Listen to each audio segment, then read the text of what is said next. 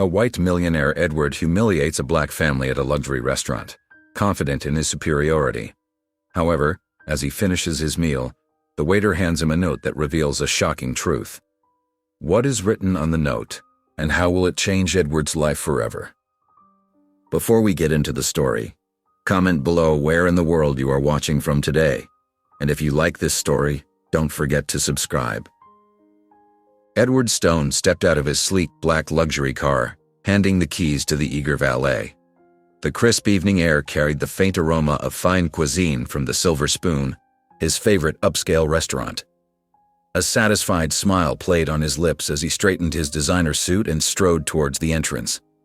The doorman, recognizing Edward immediately, rushed to open the heavy glass door. "Good evening, Mr. Stone," he said with a respectful nod. Edward barely acknowledged the greeting, sweeping past into the warm, dimly lit interior. The soft classical music and gentle clink of silverware against fine china created a soothing atmosphere. He breathed in deeply, savoring the exclusivity that surrounded him. The maitre d', a tall man with graying hair, hurried over. "Mr. Stone, what a pleasure to see you this evening. Your usual table is ready, sir." "Excellent," Edward replied, his tone conveying that he expected nothing less. As he followed the maitre d' to his preferred corner table, Edward's eyes roamed the dining room. He noted with satisfaction the other well-dressed patrons, all clearly people of means like himself. This was his world, where wealth and status reigned supreme. Settling into his seat, Edward accepted the menu with a curt nod. "The usual champagne to start, James," he instructed the hovering waiter. "Right away, Mr. Stone," James replied, scurrying off to fulfill the request. Edward leaned back, a smug smile on his face. Here, in the Silver Spoon, he was royalty. The staff knew his preferences, anticipated his needs, and treated him with the reverence he believed he deserved. It was a stark contrast to the outside world, where people often failed to recognize his importance. As he perused the menu, Edward overheard snippets of conversation from nearby tables. Talk of business deals, exotic vacations, and luxury purchases filled the air. He felt a sense of belonging, surrounded by those who understood the value of money and power.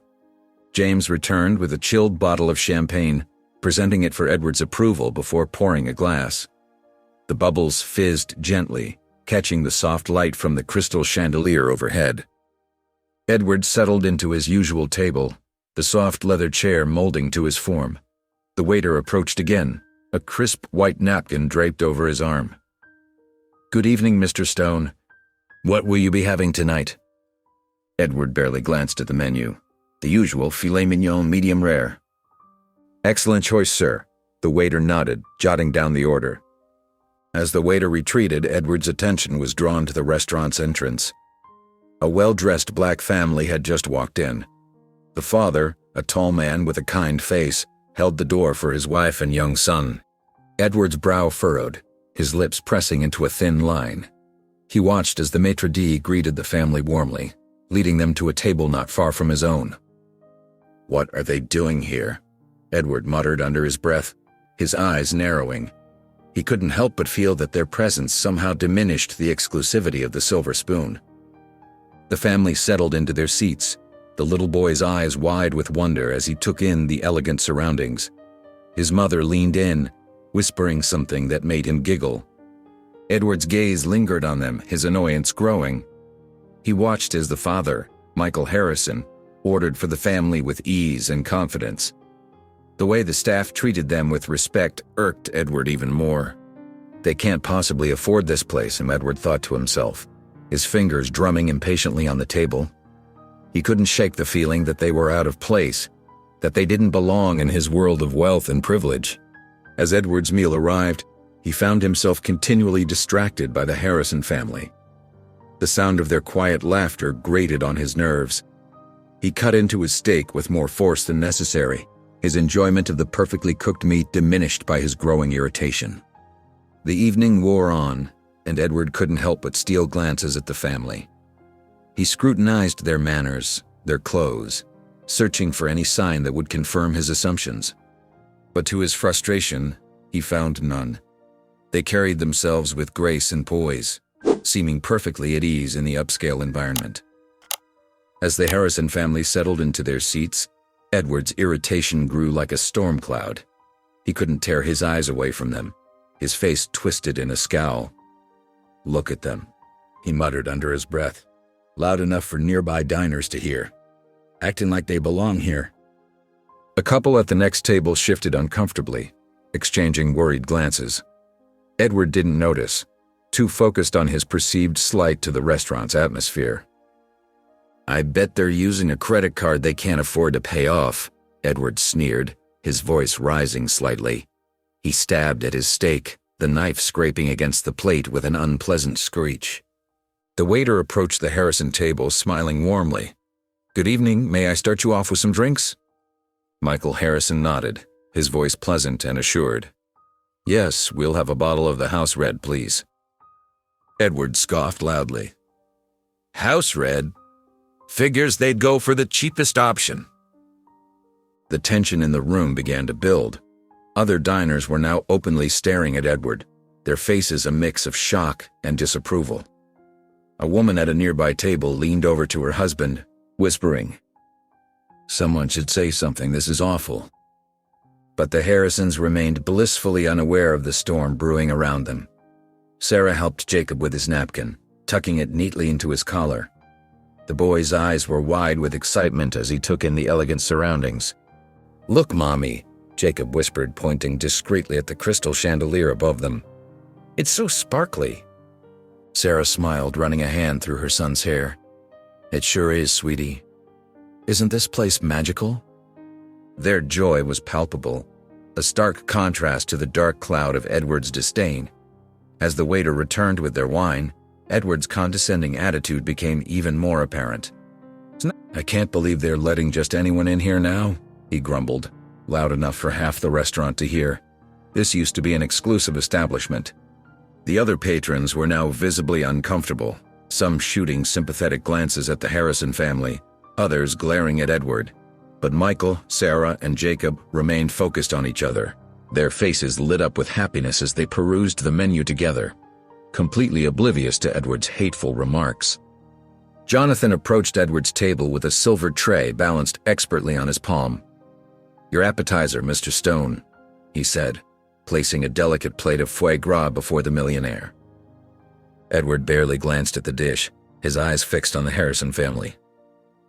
"Tell me, Jonathan," he said, his voice dripping with disdain, "how often do we get guests like that in here?" He jerked his head towards the Harrisons. Jonathan's smile faltered for a moment. "I'm not sure what you mean, sir. We welcome all guests at the Silver Spoon." "Come now," Edward pressed, his tone condescending. "You know what I'm talking about. People who clearly don't fit in with our usual clientele." The waiter shifted uncomfortably, his professional demeanor cracking slightly. "Sir, I don't think it's appropriate for me to comment on other guests." Edward snorted. "I suppose you're right, it's just surprising to see them here. I hope they can afford it without dipping into their rent money." Jonathan's face reddened. He tried to change the subject, gesturing to the plate. "How is your appetizer, Mr. Stone? Is everything to your liking?" But Edward wasn't done. He leaned in, lowering his voice to a conspiratorial whisper. "I bet they're here on some sort of charity event. That's the only way they could afford a place like this, right?" Jonathan's discomfort was palpable now. He glanced around, hoping no one else could hear Edward's cruel remarks. "Sir, perhaps we could discuss the wine selection for your main course?" Edward waved his hand dismissively. "Oh, don't worry about that now. I'm more interested in how our esteemed establishment is maintaining its standards these days." The waiter stood rigid, caught between his duty to serve and his growing disgust at Edward's behavior. He opened his mouth to speak, but Edward cut him off. "Just look at them," Edward continued, his voice thick with contempt. "They probably think they're so special being here. I wonder if they even know how to use all the forks." As the Harrison family began to eat their meal, Edward's frustration reached its boiling point. He could no longer contain his disdain for their presence in what he considered his exclusive domain. Suddenly, he burst into loud, mocking laughter that echoed through the elegant dining room.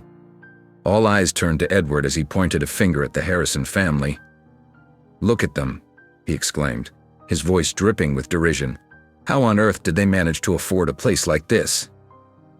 The other diners gasped in shock, their forks clattering against fine china as they stared at the unfolding scene. Edward's face was flushed red, his eyes wild with a mix of anger and amusement. "I bet they sold their car just to eat here tonight," Edward continued, his voice growing louder and more offensive with each passing moment. "Or maybe they're lost. Did you take a wrong turn at the drive-thru?" The Harrison family exchanged uneasy glances, their faces a mixture of confusion and hurt. Michael Harrison placed a protective hand on his son Jacob's shoulder, while Sarah tried to maintain a calm demeanor. They chose not to respond to Edward's taunts, instead focusing on their meals and each other. Edward, emboldened by the attention he was receiving, stood up from his chair. He swayed slightly, the effects of his earlier drinks becoming apparent. "Come on, tell us your secret," he shouted at the Harrisons. "Did you win the lottery? Or are you here on some sort of charity case?" The restaurant had fallen completely silent except for Edward's voice. Waiters stood frozen, unsure of how to handle the situation. Other patrons looked on in horror, some averting their eyes in embarrassment, others glaring at Edward in disgust. Despite the growing tension, the Harrison family remained composed. They continued their meal with as much dignity as they could muster, refusing to give Edward the satisfaction of a response. Despite Edward's offensive behavior, the Harrison family remained remarkably composed. They chose to ignore his provocations, focusing instead on their meal and each other.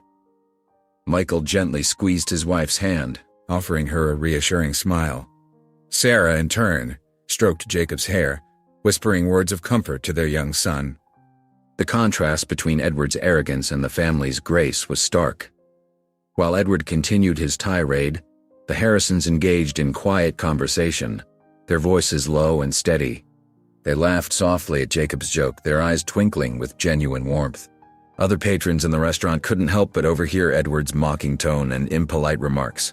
His words hung heavy in the air, creating an uncomfortable atmosphere that spread from table to table. Diners exchanged worried glances, their own meals forgotten as they watched the scene unfold. As the minutes ticked by, a shift began to occur in the restaurant. The initial shock of Edward's outburst gave way to something else: sympathy for the Harrison family. People admired their dignity in the face of such unwarranted hostility. Whispers of support began to circulate among the tables. An elderly couple at a nearby table shook their heads in disapproval of Edward's conduct. A young woman wiped away a tear, moved by the family's strength. Even the waitstaff, though trying to maintain their professional demeanor, couldn't hide their discomfort with Edward's behavior. The Harrisons' grace under pressure stood in sharp relief against Edward's continued rant. While he grew louder and more agitated, they remained calm, their posture relaxed and their faces serene. It was as if they were surrounded by a bubble of peace, untouched by the storm raging around them. Jonathan approached Edward's table carrying a tray with the main course. His hands trembled slightly as he set the plate down, aware of the tense atmosphere that had engulfed the restaurant. Edward, oblivious to the waiter's discomfort, continued his tirade against the Harrison family. "Can you believe they're still here?" Edward sneered, gesturing towards the Harrisons with his fork. "People like that shouldn't be allowed in a place like this." Jonathan's face flushed with embarrassment, but he maintained his professional demeanor. "Is everything to your liking, sir?" he asked, his voice barely above a whisper. Edward hardly acknowledged the question, his attention fixed on the family across the room. "I bet they can't even read the menu properly," he chuckled cruelly. "Probably just pointing at pictures." The waiter's discomfort was palpable as he tried to navigate the situation. He glanced around, noticing that all eyes in the restaurant were now focused on their table. The other diners watched with a mix of horror and fascination, as Edward's behavior became increasingly offensive. Excusing himself, Jonathan made his way to the Harrison family's table. As he approached, he could see the strain on their faces, despite their attempts to remain composed. He leaned in close as he refilled their water glasses. "I'm so sorry about this," Jonathan murmured, his voice filled with genuine remorse. Please know that we don't condone such behavior." Michael Harrison gave a small nod of acknowledgement, his eyes conveying both gratitude and wariness. Sarah reached out and briefly touched Jonathan's arm, a silent gesture of thanks for his kindness. As Jonathan moved between tables, he could feel the weight of the situation pressing down on him. He felt ashamed of Edward's conduct, but powerless to intervene directly. The restaurant's policy of catering to wealthy regulars like Edward left him in an impossible position. As the evening progressed, Edward's behavior grew increasingly obnoxious. His loud, mocking laughter echoed through the restaurant, drawing disapproving glances from other diners. Yet, he remained oblivious to the impact of his actions, convinced that his wealth and status gave him the right to act however he pleased. "Look at them trying to use the fancy silverware," Edward sneered, gesturing towards the Harrison family with his wine glass. "It's like watching monkeys at a tea party." His cruel comments hung in the air, creating a toxic atmosphere in what was usually a refined setting. The other patrons shifted uncomfortably in their seats, exchanging worried glances. The gentle clinking of cutlery against fine china was now overshadowed by Edward's harsh voice and derisive chuckles. Despite the growing tension, the Harrison family maintained their composure. Michael focused on cutting his steak, his jaw clenched tightly. Sarah engaged Jacob in quiet conversation, trying to distract him from the unpleasant situation. Their dignity in the face of such blatant disrespect was apparent to everyone in the restaurant. Everyone except Edward. At a nearby table, an elderly couple whispered to each other, their faces etched with concern. A young woman dining alone kept glancing nervously between Edward and the Harrisons, her meal forgotten. Even a group of businessmen who had been engrossed in a lively discussion earlier now spoke in hushed tones, their eyes darting towards Edward's table. The atmosphere in the restaurant had transformed from one of elegant dining to uncomfortable tension. The soft background music seemed to fade away, drowned out by Edward's persistent mockery and the growing unease of the other patrons.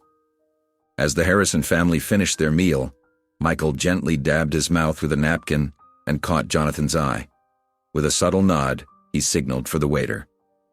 The restaurant had grown eerily quiet, the usual chatter of diners replaced by a tense silence.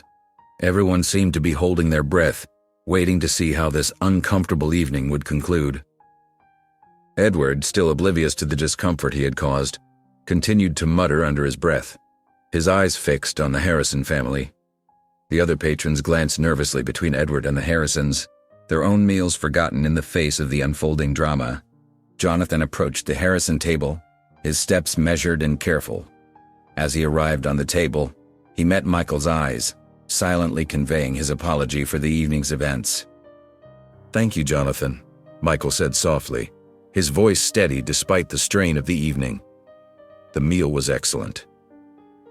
Sarah smiled warmly at Jonathan, her grace undiminished by Edward's cruel remarks.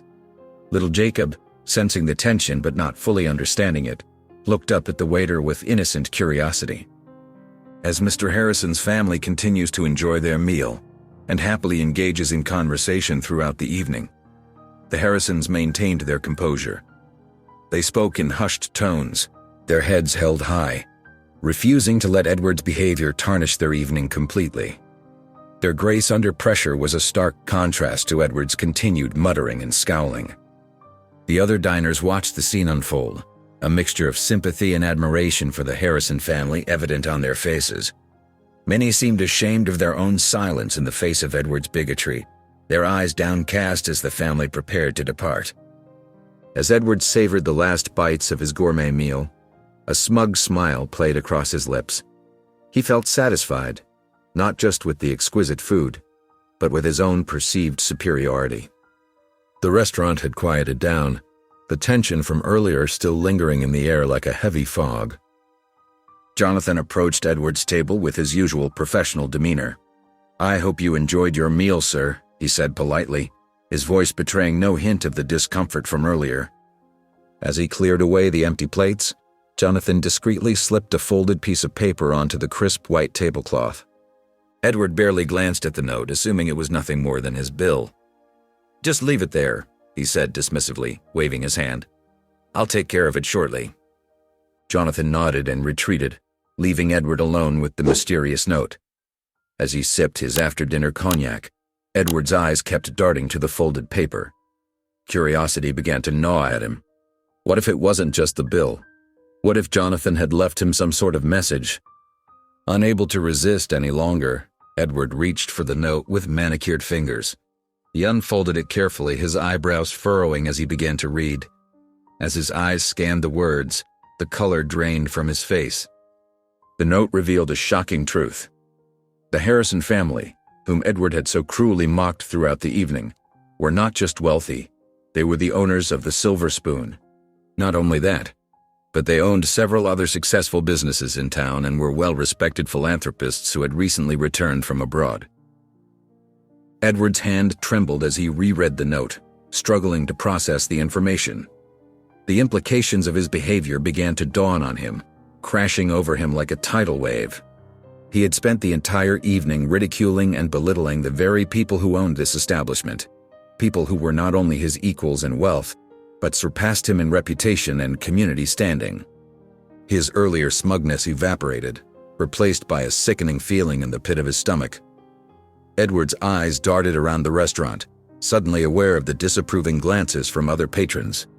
The weight of his actions pressed down on him, leaving him feeling small and foolish. Edward's hands trembled as he reread the note, his eyes widening with each word. The truth hit him like a punch to the gut, leaving him breathless and dizzy. He couldn't believe it. The family he had mocked and ridiculed all evening were the owners of the Silver Spoon? This can't be right, Edward muttered, his voice barely above a whisper.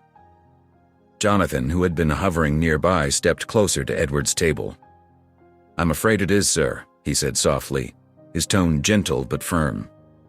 Edward looked up at the waiter, his face a mask of disbelief and growing horror. They own this place?" he asked, desperately hoping for some kind of mistake. Jonathan nodded solemnly. "Yes, sir. The Harrison family has owned the Silver Spoon for years.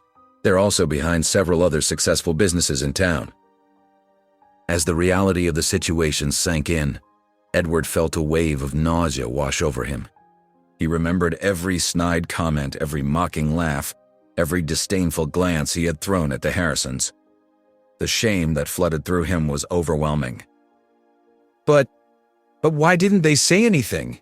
Edward asked, his voice cracking. I behaved so—" "They chose not to, sir," Jonathan explained quietly.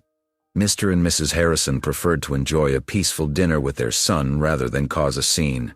They're known for their grace and dignity."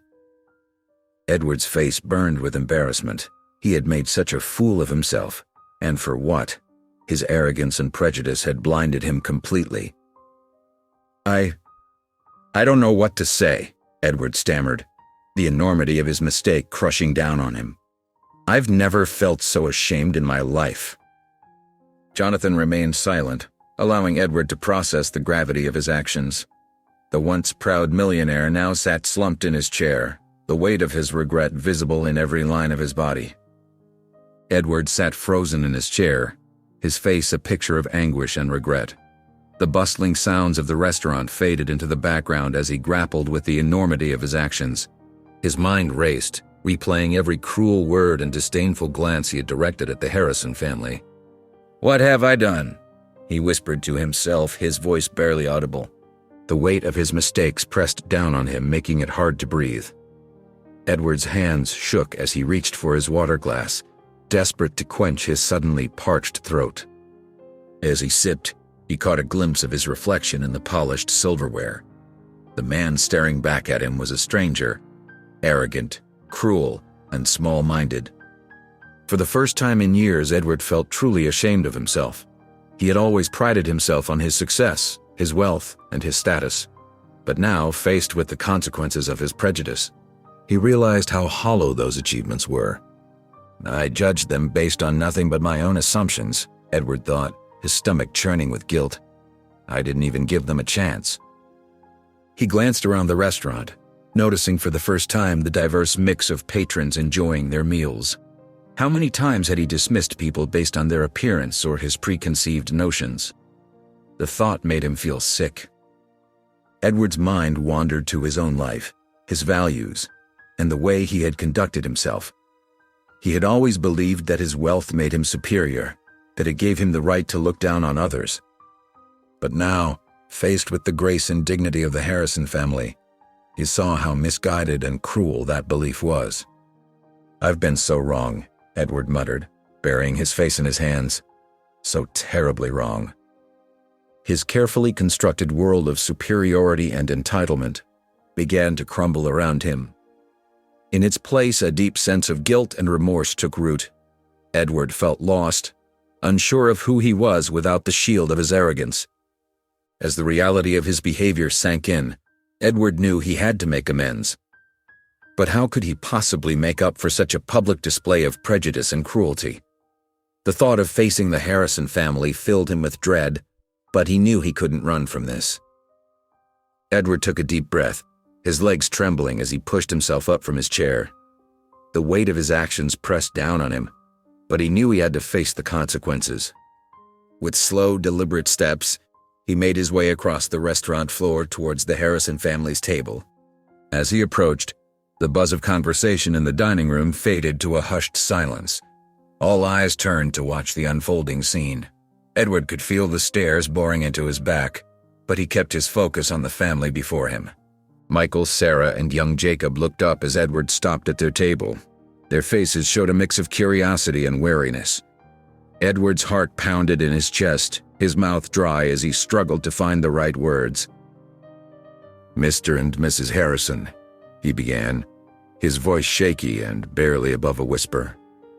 Edward cleared his throat and tried again, louder this time. I owe you an apology." The silence in the restaurant was deafening. Edward could hear his own rapid breathing as he continued. "My behavior tonight was inexcusable. I made terrible assumptions about you and your family, and I acted in a way that was cruel and prejudiced."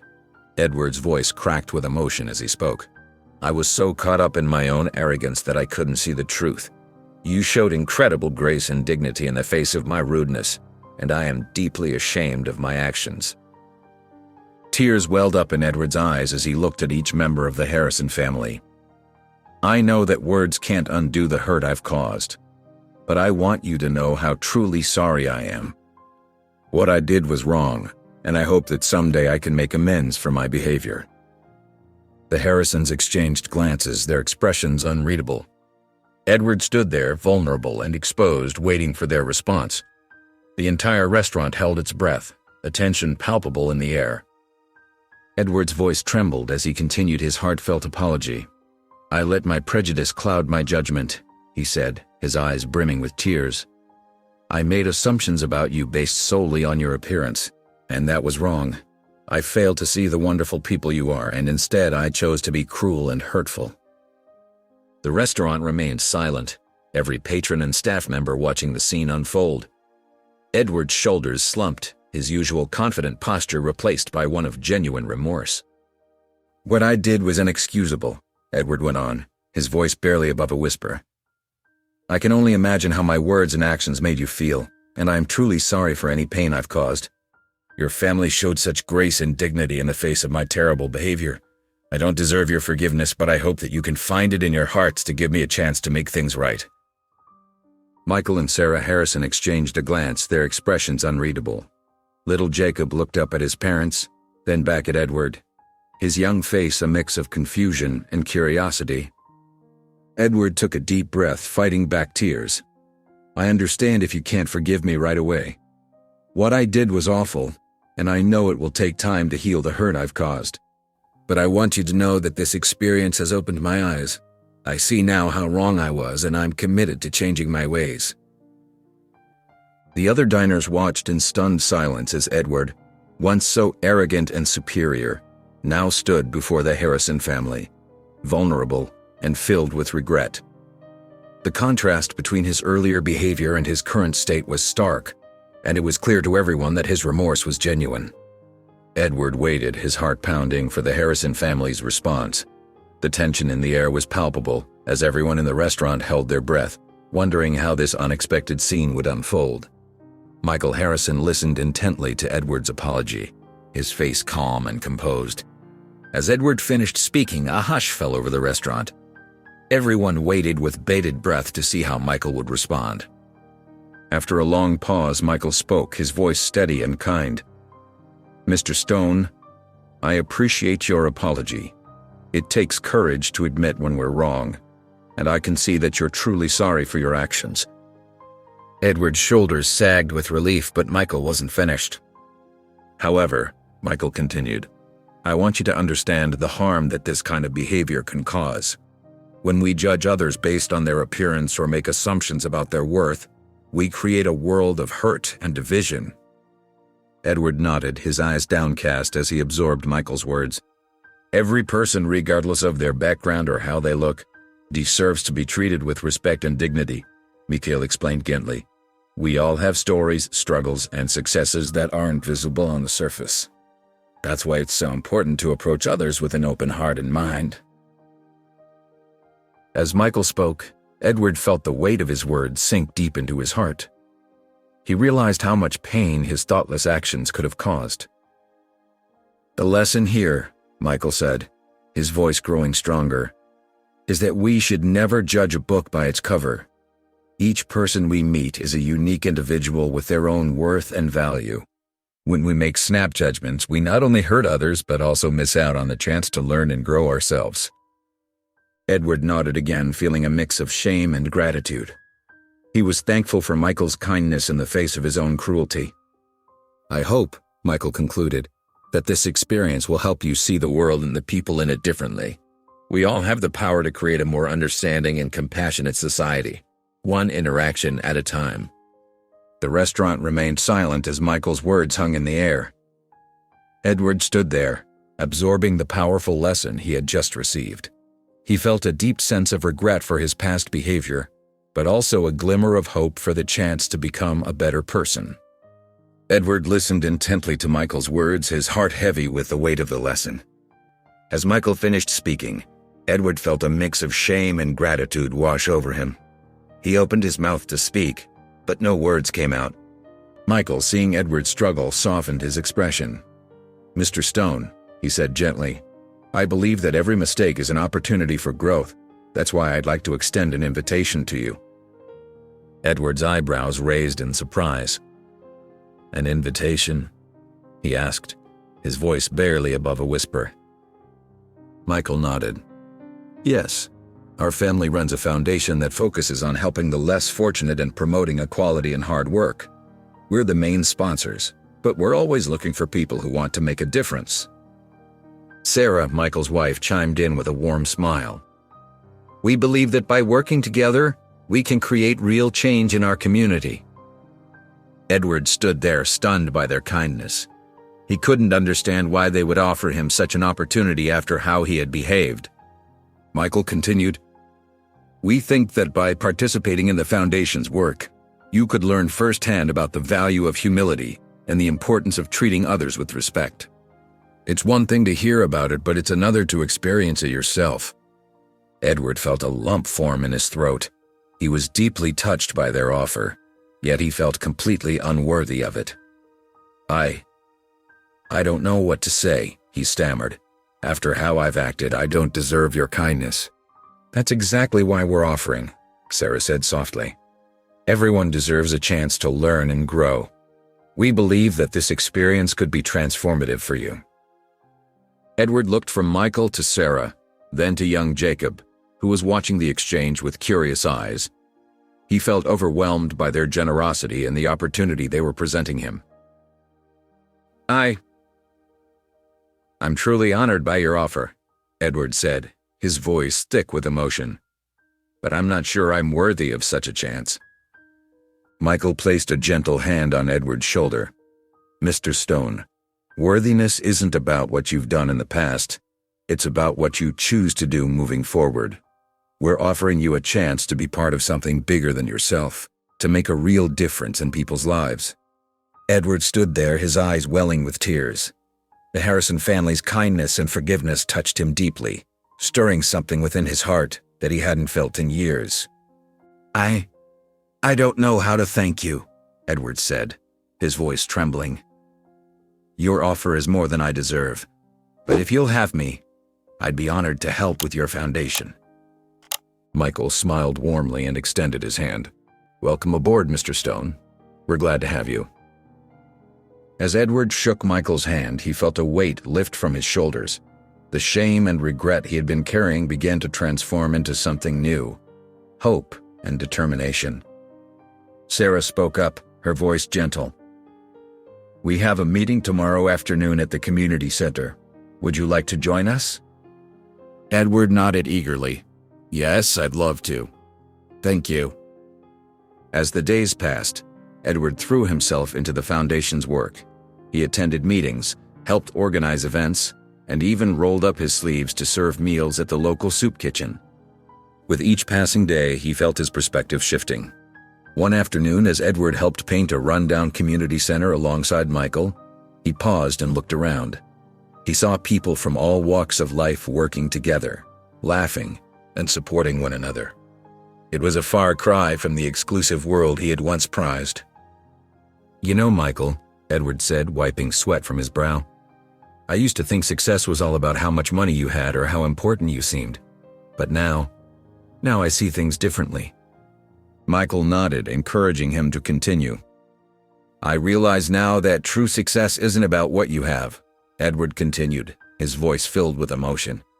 "It's about the impact you have on others. It's about making a difference in people's lives." Michael smiled, patting Edward on the back. "That's a valuable lesson, Edward. And you're right. The most fulfilling success comes from lifting others up, not looking down on them." As Edward continued to work with the foundation, he found himself viewing the world through a new lens. He began to see the value in every person he met, regardless of their background or status. Compassion replaced competition in his heart, and he discovered a sense of fulfillment he had never known before. As Edward began his involvement with the Harrison Family Foundation, he found himself in unfamiliar territory. The plush offices and luxurious restaurants he was accustomed to were replaced by community centers and soup kitchens. At first, he felt out of place, unsure of how to interact with the people he met. One sunny morning, Edward joined Sarah Harrison at a job training program for single mothers. As he helped set up chairs for the workshop, he overheard a young woman named Lisa talking about her struggles. "It's not easy," Lisa said, her voice filled with determination.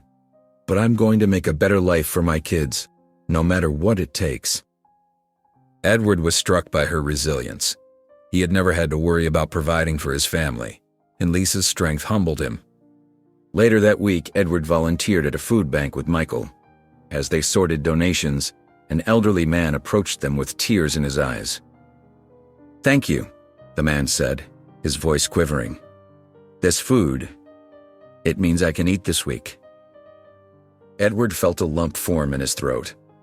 He had never known true hunger, and the man's gratitude for something as simple as food touched him deeply. As the days turned into weeks, Edward found himself constantly surprised by the people he met through the foundation. He saw single parents working multiple jobs to support their children, immigrants learning English to build better lives, and teenagers tutoring younger kids to break the cycle of poverty. One evening, as Edward helped serve meals at a homeless shelter, he struck up a conversation with a man named Tom. Tom had lost his job and his home due to a medical crisis, but he spoke with hope about rebuilding his life. "It's been tough," Tom admitted, "but I'm grateful for places like this. It reminds me that there are good people in the world willing to help." Edward nodded, feeling a mix of emotions. He realized that he had once been quick to judge people like Tom, assuming their circumstances were due to laziness or poor choices.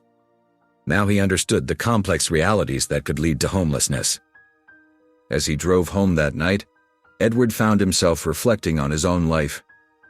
The designer suits and expensive cars that had once seemed so important now felt hollow in comparison to the richness of human spirit he had witnessed.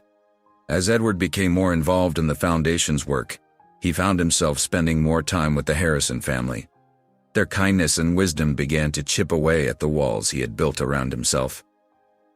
One Saturday afternoon, Edward joined the Harrisons for a community cleanup event. As they picked up litter in a local park, Jacob, the Harrisons' young son, approached Edward with a curious look. "Mr. Stone," Jacob said, his eyes wide with innocence, "why do you help us now?" Edward paused, caught off guard by the child's directness. He knelt down to Jacob's level, feeling a lump in his throat. "Well, Jacob," he began, his voice soft, "I learned that I was wrong about a lot of things. Your family showed me that true happiness comes from helping others, not just having money." Sarah overheard the conversation and smiled warmly at Edward. "That's a beautiful way to put it, Edward," she said. "We're glad you're here with us." As the weeks passed, Edward found himself looking forward to the time he spent with the Harrisons. They invited him to family dinners, where laughter and meaningful conversations filled the air. It was a stark contrast to the lonely meals he used to have in fancy restaurants. During one such dinner, Michael shared stories about the Foundation's early days and the challenges they faced. Edward listened intently, amazed by the family's perseverance and dedication. "You know, Edward," Michael said, his eyes twinkling, "when we first started, many people doubted us. They said we couldn't make a difference, but we knew that even small acts of kindness could change lives." Edward nodded, feeling a surge of admiration for the Harrisons. "I'm beginning to understand that now," he replied. "You've shown me what real success looks like." As Edward continued to work alongside the Harrisons, he felt a transformation taking place within himself. The arrogance that had once defined him was slowly being replaced by humility and compassion. He found joy in simple acts of kindness and felt a sense of fulfillment he had never experienced before. One day, as they were leaving a fundraising event for the foundation, Sarah turned to Edward with a warm smile. "You've come a long way, Edward," she said. "We're proud of the person you're becoming." As Edward continued his journey of personal growth, the changes in his demeanor became increasingly apparent to those around him. His once haughty attitude had given way to a genuine warmth and compassion that touched everyone he encountered. At a charity gala for the Harrison Foundation, Edward's transformation was on full display. He moved through the crowd with ease, greeting both wealthy donors and volunteers with equal respect and kindness. His old acquaintances watched in amazement as Edward engaged in heartfelt conversations with people from all walks of life. "Is that really Edward Stone?" whispered Margaret, one of Edward's longtime country club friends. "I can hardly believe my eyes." Indeed, Edward's change was hard to miss. He listened intently to a young scholarship recipient's story, his eyes filled with genuine interest. When the young man finished speaking, Edward placed a supportive hand on his shoulder and said, "Your determination is inspiring. Keep pushing forward, and you'll achieve great things." As the evening progressed, more and more people took notice of Edward's newfound humility and grace. His infectious enthusiasm for the Foundation's work began to spark curiosity in others. "Edward," called out Richard, a fellow businessman, "I must say you seem different. What's gotten into you?" Edward smiled warmly. "I've learned that true fulfillment comes from helping others, Richard. The Harrisons have shown me that wealth isn't just about money. It's about the richness of human connections and the impact we can have on people's lives." Richard nodded thoughtfully, clearly affected by Edward's words. "You know, I've been thinking about getting more involved in charity work myself. Perhaps you could tell me more about the foundation?" As Edward eagerly shared details about the Harrison Foundation's projects, a small crowd gathered around them. His passion was palpable, and soon others were expressing interest in volunteering or donating. By the end of the night, Edward had inspired several of his old acquaintances to commit to supporting the foundation.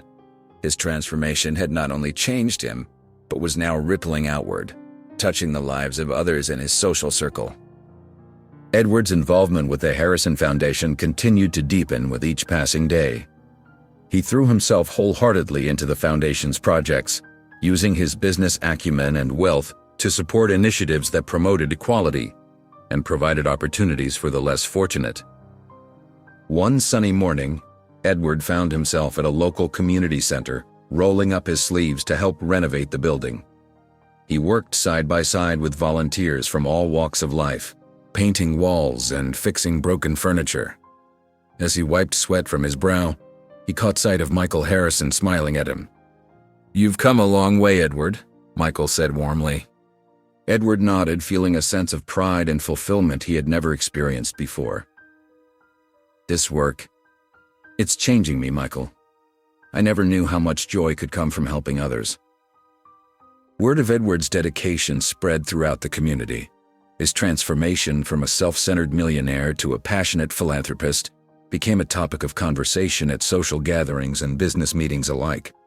People who had once viewed Edward with disdain now spoke of him with admiration. Edward's influence began to attract more donors and volunteers to the foundation. He used his connections in the business world to secure funding for new projects, including a scholarship program for underprivileged students and a job training center for the homeless. At a foundation board meeting, Edward proposed an ambitious plan to expand their reach. "We have the resources and the passion to make a real difference," he said, his eyes shining with enthusiasm. "Let's think bigger. We could open similar centers in neighboring cities, maybe even start a nationwide movement." The board members, including the Harrisons, listened intently as Edward outlined his vision. His dedication was infectious, and soon the room was buzzing with excitement about the possibilities. As the foundation's work grew in scope and impact, Edward found himself busier than ever. But unlike his previous life of pursuing wealth and status, this work filled him with a sense of purpose and joy. He spent his days meeting with community leaders, coordinating volunteers, and personally overseeing projects. One afternoon, as Edward was leaving a newly opened youth center funded by the foundation, a young girl approached him. "Mr. Stone," she said shyly, "thank you for helping us. This place means so much to me and my friends." Edward knelt down to her level, his heart full of emotion. "You're very welcome," he said softly. "But remember, it's not just me. It's all of us working together that makes this possible." As Edward continued his work with the Harrison Foundation, he found himself reflecting more and more on the life he once led. Sitting in his office one evening, surrounded by project plans and thank you letters from those the foundation had helped, he couldn't help but shake his head at the memory of his former self. He picked up a framed photo on his desk, taken at the grand opening of the foundation's newest community center. In it, he stood alongside the Harrison family and a group of beaming volunteers. Edward's smile in the picture was genuine, a stark contrast to the forced, arrogant smirk he used to wear in his old corporate headshots. "What a fool I was," Edward muttered to himself, tracing the edges of the frame with his fingers. He realized now how shallow and misguided his previous beliefs about wealth and status had been. The designer suits, the exclusive memberships, the lavish parties, none of it had brought him true happiness or fulfillment. As he organized the papers on his desk, Edward's mind wandered to the people he had met through the foundation's work. He thought of Maria, a single mother who had found stable employment through their job training program, and of Marcus, a bright young student who was now attending college on one of their scholarships. These stories of hard work and perseverance touched Edward deeply. He began to truly appreciate the value of humility and gratitude in a way he never had before.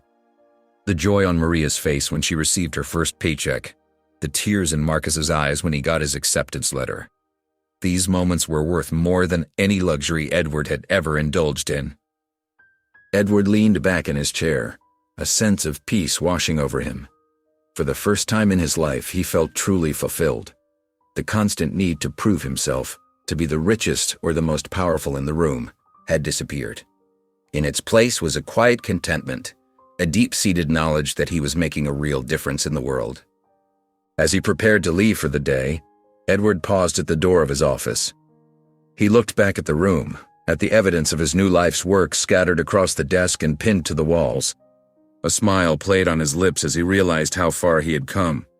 As the weeks turned into months, Edward found himself spending more and more time with the Harrison family. Their guidance became an invaluable part of his journey towards becoming a better person. One evening, after a particularly successful fundraising event for the foundation, Edward sat with Michael and Sarah Harrison in their cozy living room. "You've come a long way, Edward," Michael said, his eyes twinkling with warmth. "We're proud of the progress you've made." Edward felt a lump in his throat. "I couldn't have done it without your family's support," he replied, his voice thick with emotion. Sarah leaned forward, her gentle smile encouraging. We all face challenges in life, Edward. It's how we overcome them that defines us. As the conversation flowed, Michael and Sarah began to share stories of their own struggles and triumphs. They spoke of the early days of their business ventures, the setbacks they faced, and the moments of doubt that had nearly derailed their dreams. There was a time, Michael revealed, when we almost lost everything. Our first restaurant was on the brink of failure. Edward listened intently, his eyes wide with surprise. He had always assumed the Harrisons' success had come easily. Sarah nodded, adding, "We were working around the clock, barely making ends meet, but we refused to give up." Their stories of perseverance struck a chord with Edward. He began to see the Harrisons in a new light, not just as successful business owners, but as individuals who had faced adversity head-on and emerged stronger for it. As the evening wore on, the conversation shifted to the foundation's work. Edward found himself deeply moved by the Harrisons' passion for helping others. Their commitment to making a difference in people's lives was unwavering, and it inspired Edward to push himself even further in his own efforts. "You know, Edward," Michael said thoughtfully, "true success isn't measured by the size of your bank account. It's about the lives you touch and the positive change you bring to the world." These words resonated deeply with Edward. He realized that his growing bond with the Harrison family was changing him in profound ways. Their influence was helping him develop a more compassionate worldview, one that extended far beyond the narrow confines of his former life. Edward's transformation was put to the test one sunny afternoon at a local country club. He was having lunch on the terrace when he spotted an old business associate, Richard Blackwell, approaching his table. Edward's stomach tightened as he remembered the man's often prejudiced views. "Edward, my good man," Richard boomed, clapping him on the shoulder. "It's been ages. How are you?" Edward forced a polite smile. "I'm well, Richard. How are you?" Richard pulled up a chair uninvited. "Oh, same old. Say, I heard you've been spending time with that Harrison bunch and their little charity project. What's that about?" Edward felt his jaw clench. "It's not a little charity project, Richard. It's a foundation that does important work for our community." Richard scoffed, waving his hand dismissively. "Come on, Edward, you can't be serious. Those people don't need handouts. They just need to work harder." Edward's face flushed with anger. He took a deep breath, remembering all he had learned from the Harrisons. "That's not true, Richard. The foundation helps people who are already working incredibly hard but face systemic barriers." "Systemic barriers?" Richard laughed mockingly. "That's just liberal nonsense. You're not buying into that, are you?" Edward stood up, his voice firm. "I'm not buying into anything, Richard. I've seen the reality with my own eyes. The foundation's work is vital, and the people it serves are deserving of our support and respect." Richard's face darkened. "You've changed, Edward. What happened to you?" "I grew up, Richard," Edward replied, his voice steady. "I learned to see beyond my own narrow worldview. The foundation and the Harrisons have taught me the value of compassion and understanding." As Richard sputtered in disbelief, Edward felt a sense of pride wash over him. He realized in that moment just how far he had come from the man he used to be. As news of Edward's involvement with the Harrison Family Foundation spread throughout the town, people began to see him in a new light. The once aloof millionaire was now a regular sight at community events, rolling up his sleeves and working alongside volunteers. His genuine smile and willingness to listen to others' stories touched many hearts. At the local grocery store, Mrs. Thompson, a longtime resident, whispered to her friend, "Can you believe that's the same Edward Stone? I saw him helping at the soup kitchen last week. He was so kind to everyone." Her friend nodded in agreement. "I heard he's using his business connections to create job opportunities for those in need. It's like he's a completely different person." The change in Edward's reputation was gradual but undeniable. People who once avoided eye contact with him on the street now greeted him warmly. Local shop owners smiled when he entered, no longer seeing him as just a wealthy customer but as a valued member of the community. At a town council meeting, Mayor Johnson praised Edward's efforts.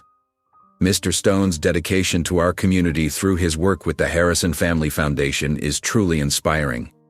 He's shown us all the power of second chances and the importance of giving back." Edward's story became a topic of conversation at dinner tables across town.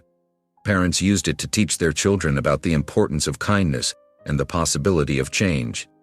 In schools, teachers shared Edward's journey as an example of personal growth and the impact of compassion. Even those who had been skeptical of Edward's transformation began to come around. Old business associates who had initially scoffed at his new path now approached him, curious about the foundation's work and how they too could get involved.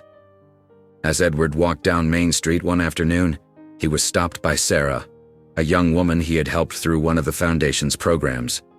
With tears in her eyes, she said, "Mr. Stone, I just wanted to thank you. Your support changed my life. You're proof that it's never too late to become a better person." Edward's story of redemption resonated deeply within the community, inspiring others to reflect on their own actions and attitudes. People began to question their prejudices and look for ways to make a positive impact in their own lives. The Harrison family and Edward gathered around a large table in the foundation's office, surrounded by colorful posters and stacks of flyers. They were deep in discussion about the upcoming fundraising event, their biggest yet. "We need to make this special," Michael Harrison said, his eyes twinkling with excitement. "Something that will really showcase what our foundation stands for." Edward nodded eagerly. "What if we held it at the community center? It's right in the heart of town, and it would show our commitment to the people we're helping." Sarah Harrison smiled warmly at Edward. "That's a wonderful idea, Edward. It's perfect for bringing everyone together." As the weeks passed, Edward threw himself into the preparations. He spent long hours making phone calls, reaching out to local businesses for support, and coordinating with volunteers. His dedication was evident to everyone involved. The day of the event arrived, and the community center buzzed with activity. Colorful banners hung from the walls and tables lined the room, each showcasing a different program the foundation supported. Edward stood at the entrance, greeting guests with a warm smile and a firm handshake. Many were surprised to see the former aloof millionaire so engaged and passionate about the cause. "Edward, I hardly recognized you," exclaimed Mrs. Johnson, a longtime resident. "You seem so different." Edward's eyes crinkled as he smiled. "I feel different, Mrs. Johnson. This foundation has changed my life in ways I never expected." As the evening progressed, Edward took to the stage to address the crowd. His voice trembled slightly with emotion as he spoke about the foundation's work and the impact it had on his own life. "Before I met the Harrisons, I thought success was measured by the size of your bank account," he admitted. "But now I know true success comes from the lives you touch and the good you do for others." The audience listened intently, many nodding in agreement. When Edward finished his speech, the room erupted in applause. People approached him afterward, praising his sincerity and dedication. As the night drew to a close, it was clear the event had been a resounding success. The foundation had raised more money than they had ever hoped for, ensuring they could expand their programs and help even more people in need. Michael Harrison clapped Edward on the back, his eyes shining with pride. "You did it, Edward. Your hard work made this possible." Edward felt a warmth spread through his chest. For the first time in his life, he felt truly fulfilled, knowing that his efforts were making a real difference in people's lives. As the last guests filtered out of the community center, Edward stood by the exit, shaking hands and exchanging warm goodbyes. The evening had been a whirlwind of activity, laughter, and heartfelt moments. Now, as the room grew quiet, Edward found himself alone with his thoughts. He walked slowly through the hall, his footsteps echoing in the empty space. Colorful banners still hung from the walls, reminding him of the night's success. Edward paused by a display showcasing photos of the foundation's work, smiling faces of children in new schools, elderly folks receiving care, and families moving into their first homes. As he gazed at the images, Edward's mind drifted back to that fateful night at the Silver Spoon. He could still hear the echo of his own mocking laughter, see the hurt in the eyes of the Harrison family. The memory made him wince, but it also filled him with a profound sense of gratitude for how far he had come. What a journey. Edward whispered to himself, shaking his head in wonder. He made his way to a nearby chair and sat down, letting out a deep sigh. The weight of the evening's success settled over him like a warm blanket. Edward closed his eyes, feeling a sense of peace he had never known in his previous life of wealth and arrogance. In this quiet moment, Edward realized that he had found something far more valuable than any material possession, a true sense of purpose. The joy he felt from helping others, from seeing lives transformed, was beyond anything he had experienced before. A gentle hand on his shoulder startled him from his reverie. Edward looked up to see Michael Harrison smiling down at him. "Quite a night, wasn't it?" Michael said, his voice filled with pride and warmth. Edward nodded, his eyes glistening with unshed tears of joy. "I never imagined I could feel this fulfilled," he admitted. "Thank you, Michael. You and your family gave me a second chance when I didn't deserve one." Michael squeezed Edward's shoulder. "You've more than earned it, my friend. The man you've become is someone to be admired." As they stood together, looking out over the remnants of the successful event, Edward felt a deep sense of belonging. He was no longer the outsider, the arrogant millionaire looking down on others. He was part of something bigger, something meaningful. Edward turned to face Michael, his eyes brimming with emotion. "Michael, I can't thank you enough for giving me this chance," he said, his voice thick with gratitude. "You and your family showed me kindness when I least deserved it. You've changed my life in ways I never thought possible." Michael smiled warmly, placing a hand on Edward's shoulder. "Edward, the change came from within you. We merely opened a door. You chose to walk through it." Edward shook his head, overwhelmed by Michael's humility. "But you saw something in me that I couldn't see in myself. You believed in me when I was at my worst." "That's what this foundation is all about," Michael replied. "Seeing the potential in people and giving them the opportunity to grow. And you, my friend, have grown in ways that make us all proud." Edward's eyes widened. "Really? You're proud of me?" Michael nodded, his expression serious. "More than you know. The impact you've had on this community is immeasurable. You've inspired others to give back, to look beyond themselves. That's a powerful thing, Edward." Edward felt a lump form in his throat. He had never expected to hear such words, especially from a man he had once treated so poorly. "I never knew life could be this fulfilling," he admitted. "The lessons I've learned from you and your family, they've changed everything for me." Michael's eyes crinkled with understanding. "That's the beauty of compassion and forgiveness, Edward. They have the power to transform lives, not just the lives of those we help, but our own as well." The two men stood in comfortable silence for a moment, both reflecting on the journey that had brought them to this point. Edward felt a deep sense of respect and admiration for Michael, a feeling that was clearly mutual. "You know," Michael said softly, "when we first met, I never would have imagined we'd be standing here as friends. But I'm grateful for it, Edward. Truly grateful." Edward nodded, unable to speak past the emotion clogging his throat. He reached out and grasped Mikhail's hand, giving it a firm shake. In that handshake was a world of understanding, respect, and friendship, a bond forged through adversity and strengthened by shared purpose. Edward continued his work with the Harrison Foundation, pouring his heart and soul into every project. As the months passed, he found himself reflecting on the incredible journey that had brought him to this point. The man he once was seemed like a distant memory, replaced by someone who valued equality, humility, and compassion above all else. The Harrison family watched with pride as Edward's dedication to the cause never wavered. They saw the profound changes in his character, marveling at how far he had come from that fateful night at the Silver Spoon. "Edward's transformation is truly remarkable," Sarah Harrison commented to her husband one evening. "He's become such an integral part of our work." Michael nodded in agreement. "It's inspiring to see how he's embraced our mission. He's not just talking the talk, he's walking the walk every single day." As Edward's passion for the foundation grew, so did his influence. His friends and acquaintances and his old social circle began to take notice of the changes in him.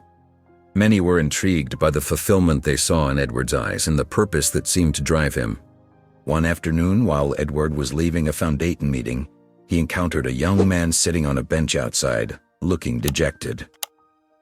The sight reminded Edward of the many people he had helped through the foundation's work. "Are you all right?" Edward asked, approaching the young man. The young man, who introduced himself as Alex, explained that he was struggling financially and felt lost about his future. Instead of simply offering a donation, Edward felt compelled to do more. "Why don't we grab a coffee?" Edward suggested. "I'd like to hear more about your situation." Over the next hour, Edward listened intently to Alex's story. He saw in the young man a reflection of the people he had been helping through the foundation, but also a bit of his former self, someone who needed guidance and a fresh perspective. "Alex," Edward said, leaning forward, "I want to help you, but not just with money. I'd like to mentor you if you're open to it. There's so much potential in you, and I believe with some guidance and hard work, you can overcome these challenges." Alex's eyes widened with surprise and gratitude. "Really? You do that for me?" Edward smiled warmly. "Of course. I've learned that true fulfillment comes from helping others. Let's meet regularly, and I'll share what I've learned about hard work, perseverance, and making the most of opportunities." Over the next few months, Edward mentored Alex, guiding him through job applications, financial planning, and personal development. As Alex's situation improved, Edward felt a deep sense of satisfaction, knowing he had made a real difference in someone's life. At the next major foundation event, Edward stood on stage looking out at the sea of faces before him. The room was filled with people whose lives had been touched by the Harrison Foundation's work. Edward's heart swelled with emotion as he began to speak. "A year ago, I was a different man," he began, his voice filled with sincerity. "I was blinded by my own prejudices and misconceptions.